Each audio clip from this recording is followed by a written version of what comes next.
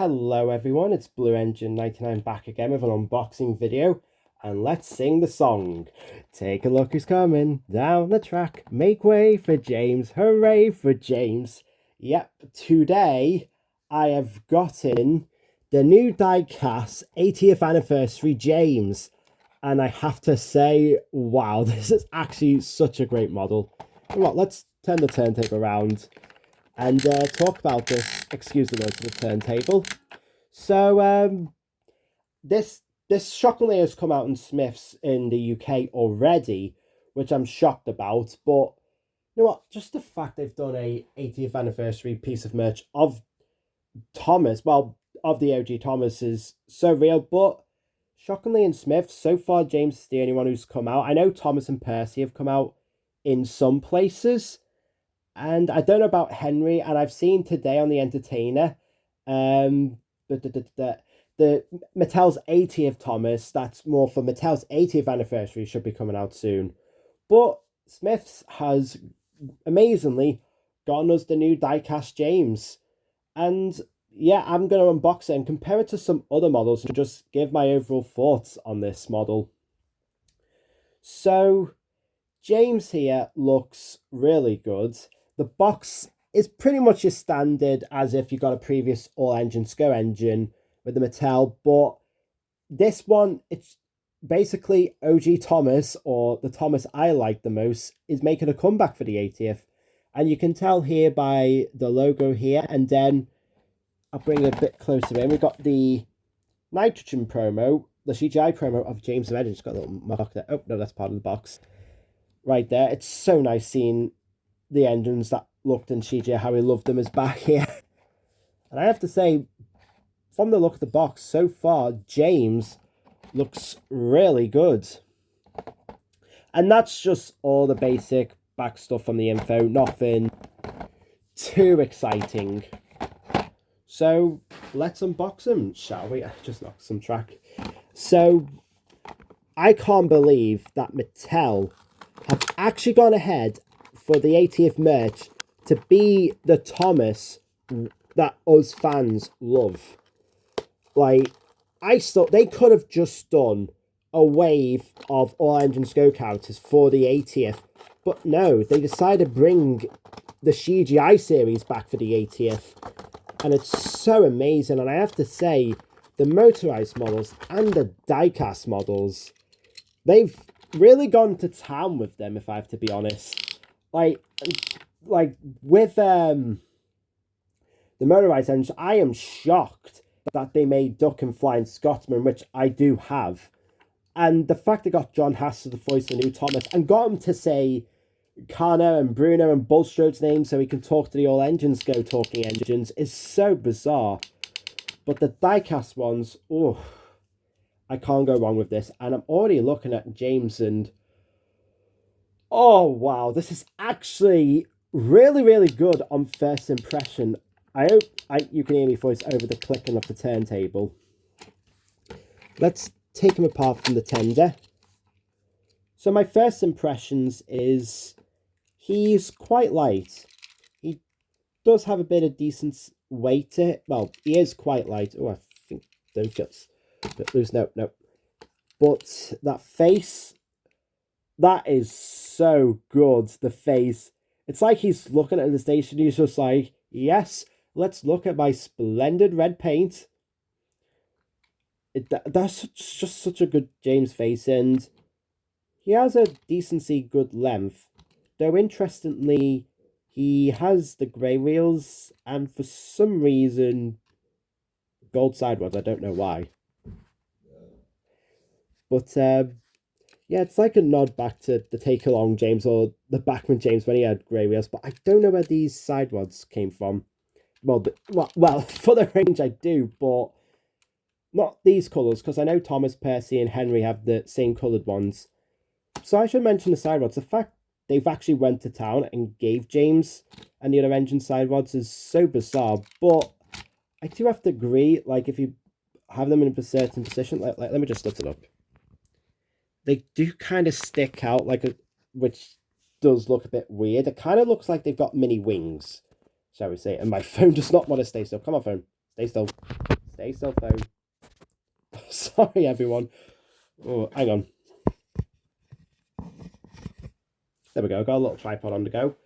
So yeah, if you can see from one side, they do kind of stick out, which I don't like. But judging seeing James rolling, he does roll pretty well with these side rods, which is really good. And let's look at the back. It's just pretty much like the All Engines Go James, because it's obvious that the cab and the tender, oh my gosh, the tender actually has a bit more weight to it. Let me just hold. I'm going to bring this back up in a bit. Oh, whoops. The tender feels more like it's got weight, but it does reuse the one from the All Engines Go James. There are some differences, like the shade of red, the font, and obviously the wheels. And of course, we got painted buffers on the newer James, which is great. But I'm torn. It's a bit lazy that they reused a part from the All Engines Go diecast James, but it's honestly a great looking tender because it really does resemble James very well, if you ask me. Yeah, and I will say the cab, actually, I don't know, I'm going to have to look at the cab. I think the cab is reused, but it has a different font of plastic, but all of this here is diecast. And for the James model, I think they've really went into town with him. He's actually so good, and he's honestly, I like this position I've placed him. He's like, he's looking to the camera, he's just like, hey there. He's really the James that we all know and love and possibly hate, which is funny. But let's do some comparisons. So this is obviously our third push along James model. The first James we got was this. This is the push along James when he was in his original livery from The Adventure Begins and the Thomas the Tank Engine Railway series book. I do not own this version of James in this red livery because I never wanted it. I actually hate how this thing looks. Honestly, in the OG push along range, James is one of the worst. Probably not. That goes to Toby, which is a completely different video for another day. What I hate about this James is the big gap between the wheels, and since I've got him out here, he's basically the Adventures version but stretched. That's just what this James is. It's honestly just atrocious to look at, and this tender's just cheap, and it just looks weird against James. Like look at that. Mind you, and if I bring up James here, the proportions here are so much better. Like, if I place these on top, oh my gosh, well, we already know which one we like. Yeah, I have never owned the standard version of this version of James because it was poop. The only reason I got this James because to go with Me Adventures LBSC Thomas. That was all. That was it. I was cross that they had to announce this, but not an Adventures. So, oof, atrocious, that model. But I was shocked when, let's look at the All Engines Go James. They did improve this James, and I was actually shocked that this James is alright. It's not too bad, but obviously we've done some fair comparisons, but shockingly enough, this James is actually longer than the All Engines Go one, excuse me. But yeah, I have to show this on camera, but I think they reuse the cab part. I see, I'm not too sure. I feel like I don't know if this. No, okay, I don't think the boiler bit here is all reused. I think it's just the cab and the tender that have just been reused. But honestly, I was shocked that I actually liked this version of James very much so. So yeah, but diecast model of how James looks in the reboot is alright. But so... Okay, he doesn't want to stay there. He's been a pesky one. And then I'll just show James, this version of James compared to the Take and Play one. Like, oh my gosh, the differences there. That is just so bizarre. Not sure showing a turntable is a really good idea, but you more or less get the gist of it, of how much the diecast Thomas line has changed. But if I have to bring in a bigger offender that isn't push along, it's the Adventures. Oh my gosh. That is weird. Like, this is like a short shrink version of James, and then this is like a huge version. This James, the engine part, I will say is, I don't know if I said, is quite long. But honestly, he looks so good.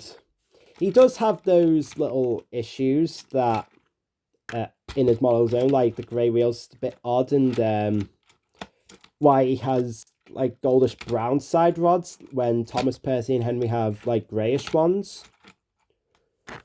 But I can't deny that this James looks brilliant.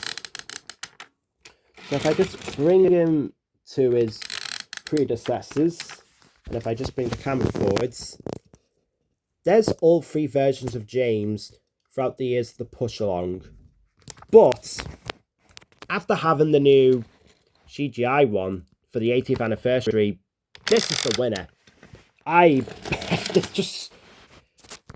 It's like, how do I put it? Like, they learned what made James bad, improved on it in the All Engines Go to make it how James looks in that version, and then when they were doing James for the CGI series, well, no, making James how he looks in CGI.